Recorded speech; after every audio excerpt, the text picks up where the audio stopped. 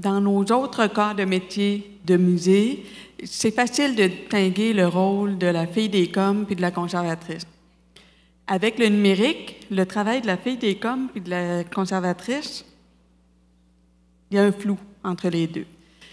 C'est pas possible d'établir une ligne parfaitement droite, ceci est du numérique, ceci n'est pas du numérique. Il y a une zone tampon.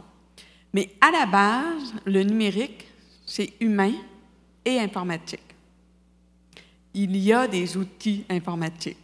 S'il y a un ordinateur ou un transfert de données ou une communication de données qui est mise en place pour faire vivre une expérience ou pour permettre quelque chose à un usage humain, c'est du numérique. Et c'est pour ça que chez nous, ça s'appelle engagement numérique. C'est qu'il y a cette notion-là de faire vivre ou de travailler dans un état d'esprit, dans une pensée numérique.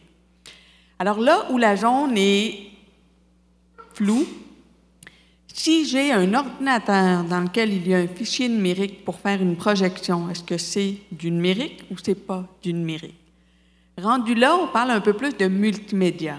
Lorsqu'il y a une interaction avec cette projection-là, ou un ajout de contenu que je peux faire, ou un partage que je peux faire avec l'information qui est projetée, là, on est un peu plus dans le numérique. C'est pour ça que souvent la question ou le commentaire, le numérique, c'est des outils. C'est juste, ça fait partie de la palette des outils qu'on a. C'est pas totalement ça. Il y a de l'humain. Et quand je dis humain, c'est des transactions bancaires, des réservations de concerts. Il y a de l'humain là-dedans. Je veux m'acheter quelque chose. Quand on parle d'une projection interactive, j'interagis avec des images, avec des contenus, il y a de l'humain là-dedans. Lorsque je vais sur Internet pour aller chercher des contenus parce qu'on est en train de parler de politique qu'on veut savoir, René Lévesque a vécu quand, autour d'une table un samedi soir, c'est du numérique. Il y a bien sûr des outils derrière, mais il y a un besoin humain d'avoir un accès à une connaissance. Donc, est-ce que la ligne est traçable, oui ou non? Je ne peux pas répondre que c'est le cas, mais dès qu'il y a de l'informatique, d'un ordinateur, une transaction ou une transmission de données numériques, c'est du numérique. Je pensais à Milad Douei qui a travaillé ici au Québec et qui a écrit des super petits bouquins sur qu'est-ce que le numérique, justement, qui donne des définitions du numérique en disant que c'est à la fois quelque chose de très précis techniquement et très large sur un plan philosophique. Donc ça correspond complètement à l'interaction. J'ajouterais juste que dans la définition du numérique, ce qu'il faut avoir en tête, c'est deux choses. C'est la question du code.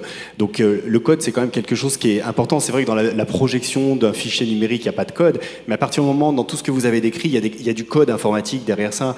Et la question du code, elle renvoie à celle des données et des métadonnées. Et ça, c'est quand même quelque chose de fondamentalement nouveau, la question des métadonnées, qui intéresse aussi beaucoup les musées. Vous avez parlé des habitudes de visite, qu'on allait tracer les gens, on sait un peu ce qu'ils font à travers justement toutes les métadonnées qu'on va pouvoir récupérer et récolter dans les dispositifs qu'on met en place. Donc, dans la définition du numérique, je pense que la question du code et des données et des métadonnées, c'est quelque chose qu'il ne faut pas oublier parce que c'est à la fois des enjeux citoyens extrêmement forts, et là, je ne vais pas rentrer dans le débat, mais c'est quand même très central. Et puis c'est aussi, en matière d'action culturelle, c'est des outils avec lesquels on peut aussi jouer, qu'on doit s'approprier, avec lesquels on peut aussi jouer.